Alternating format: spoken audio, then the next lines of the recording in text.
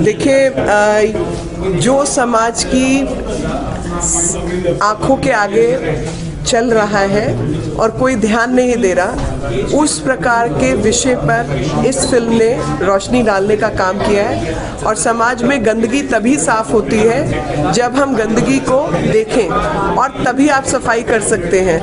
तो ये समाज की गंदगी है जिसको कहीं ना कहीं हम सबसे छुपाया गया है। तो आज इस फिल्म के माध्यम से उसको दिखाने का काम किया गया है ताकि ऐसी चीज़ों की सफाई भी हो सके और जन जागरण का काम भी हो सके। परिवार जिस तरीके से करते जाते हैं, एडवांस टेक्नोलॉजी, इन तरीके से पढ़ाई सिस्टम, सब चीज़ों से प्यार परिवार का नहीं मिलता, वो भी बहुत चीज़ें दर्शाया गया है इसमें। और जो दूसरे भटकाव जब होता है, जब वो इस तरीके से बातें आती हैं। देखिए, ऐसा नहीं है। उसमें ये है कि कई बार हम अपने प्यार को, प्रेम को बच्चों के प्रति शायद पूरी तरीके से दिखा नहीं पाते, और इसीलिए जो माँ है शालिनी की, वो कहती है कि बेटी को जन्म देकर शायद तुम्हें पता चला होगा कि बेटी का दर्द क्या होता है। वो माँ बाप जो शायद अपने मॉडर्निज्म या अपनी फिलॉसफी के तरीके से बच्चों को अपने धर्म और समाज की सही मायनों में शिक्षा नहीं दे पाए, और मॉडर्न या अधिक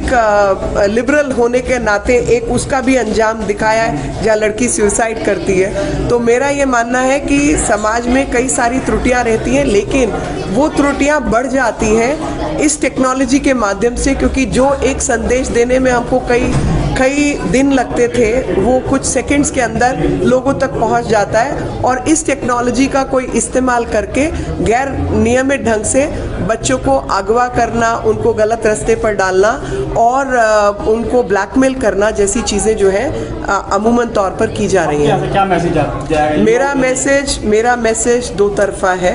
पहला मैसेज है उन लड़कियों के लिए जहां पर उनको प्यार मोहब्बत के जाल में फंसाकर उनको कोई सेक्स स्लेव की तरीके से इस्तेमाल करे, तो उसके खिलाफ पुरजोर आवाज़ उठानी चाहिए। और टेक्नोलॉजी आदि का अगर कहीं आपके साथ ब्लैकमेल हो रहा है, तो पुलिस आदि सब जगहों को संदेश देकर आपको उससे उसी समय बच निकलना चाहिए। और समाज के जितने अंग हैं, चाहे वो टीचर्स हैं, प्रिंसिपल्स हैं, पेरेंट्स हैं, उस पर पर्दा डालने की ज़रूरत नहीं है, क्योंकि विक्टिमहुड ऑफ द विक्टिम, यानी जो खुद प्रताड़ित है उसको और प्रताड़ित किया जाए, इसकी आवश्यकता नहीं है। सरकार इस चीज़ की, नियम इस चीज़ की कोई इजाज़त नहीं देता। तो हमें ऐसे सब बच्चों की और युवतियों की मदद करनी चाहिए।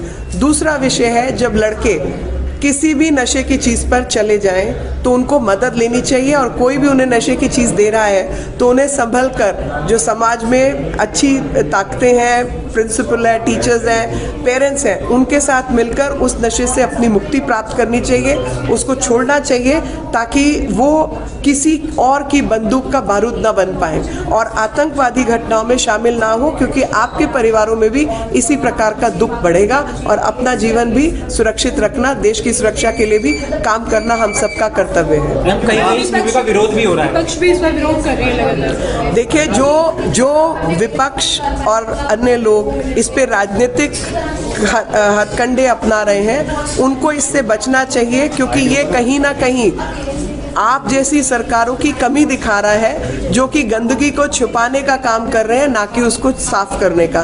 गंदगी को समाज से दूर करना और साफ करना हम सबका कर्तव्य है, चाहे वो परिवार हो, चाहे वो इंस्टीट्यूशंस हो, और चाहे वो सरकार हो। और जो सरकारें अपनी कुर्सी बचाने के लिए आतंकवादियों के साथ या लड़कियों की इज्जत बर्बाद होते हुए देख सकती है, तो समय है कि वो अपनी इस अनियमित असंवैधानिक कार्रवाई का जो गुणगान है वो जनता के सामने भी करें। आपने भी ये मूवी देखी, उसके बाद कई लोग इसके बायकॉट करने की बात कर रहे हैं, उनको क्या मैसेज देना चाहोगे? जो लोग बिना देखे बॉयकॉट करना चाहते हैं, तो मैं उनको कहूंगी कि पहले देखिए, उसके बाद बात करेंगे, क्योंकि बॉयकॉट करके समाज की बुराई समाप्त नहीं होती। और समाज में जिस हिंसक प्रवृत्ति के लोग बैठे हैं, जो कॉन्स्पिरेसी करके, लड़कियों को गुमराह करके, लड़कों को गुमराह करके यहाँ से आतंकवाद की तरफ लेके जा रहे हैं, उनका पर्दाफाश होना चाहिए और उनको समाज से साफ होना चाहिए।